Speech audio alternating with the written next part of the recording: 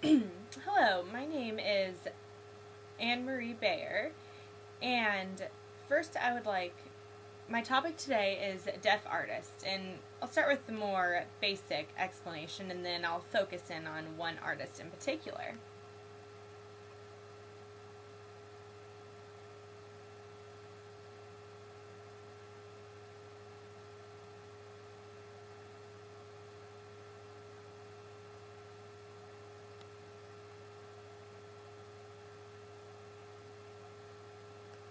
My first experience with deaf artists was when I was young and I went to the Deaf Heritage Festival. Explained events and experiences related to deaf culture. I went in and I noticed these oil paintings on the wall.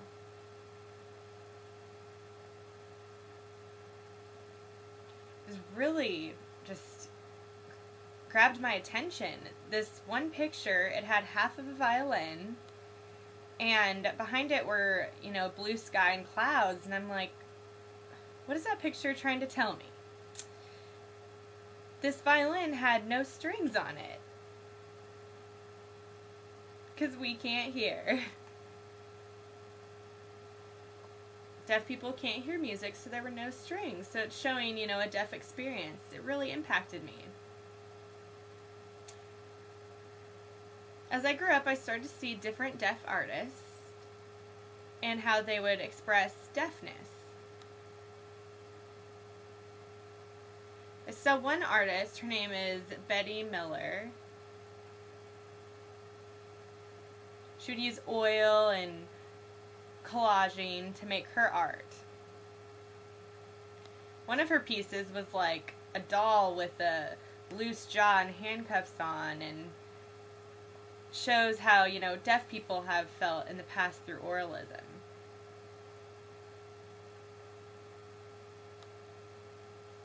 Now, this other artist, he is from Israel, and when I first saw his work, it was like none I'd ever seen before. One of the pieces had different people dancing, running, biking, just doing different activities,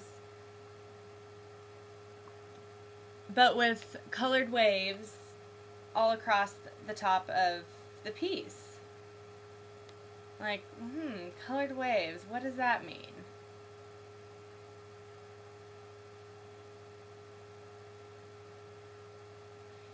Inside these colored waves were music notes like you'd see in a music book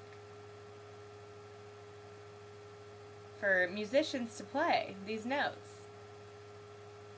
But this deaf artist translated these notes into color.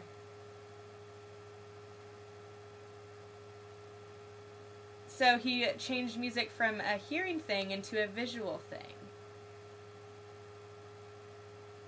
He set up different meanings of the colors, like red and yellow or orange. Those loud colors were the more high-pitched notes, but the quiet, soft greens or cool blues were the lower notes, and then black is related with death.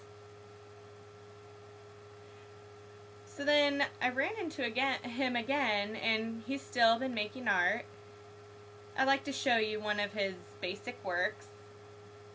Here you can look at the picture. There's the colored waves.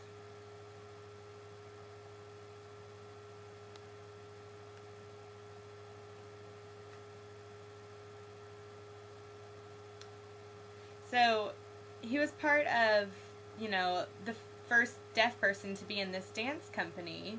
They did modern dancing, but there were no music. But because they were deaf, they would use drum beats for their sound. So they would dance just with the rhythm, feeling the vibrations through the drumming.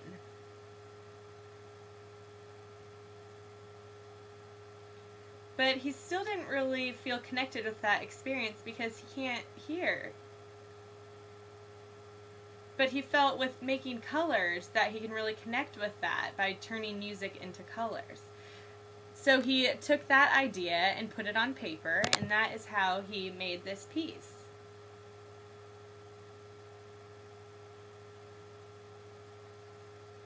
So go ahead and show you another piece of his. How he translated his dance experience into just a regular life experience.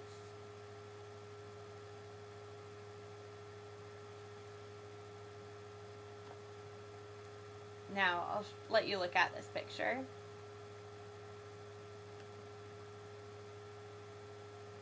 So there's a man standing.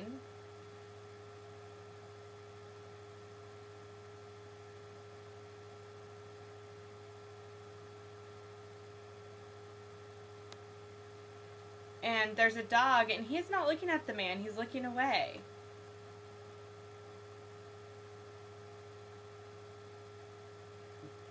That's showing that a deaf person can't hear music.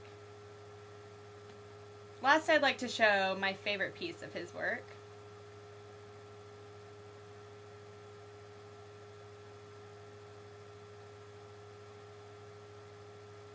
This one right here.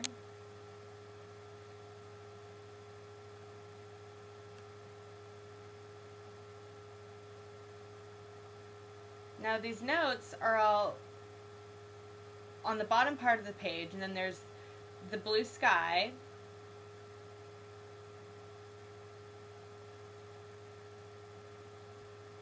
And there's a man that's dead, and it's showing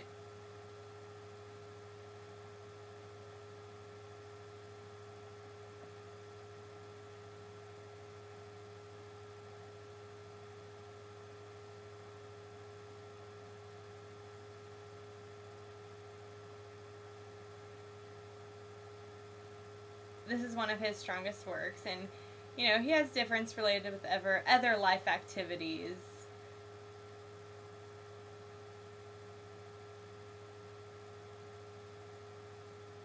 So how did he get this idea to, you know, create these paintings? Well, he's really obsessed with color. He's done different work in Europe, Belgium, Germany, and now he's come here to, about 10 years ago, to display his pictures, and they all got sold out. I kept encouraging him, keep it up, doing good. But he's, you know, started to do other things in his life, but I still encourage him because he is my husband. His name is... So, that's all.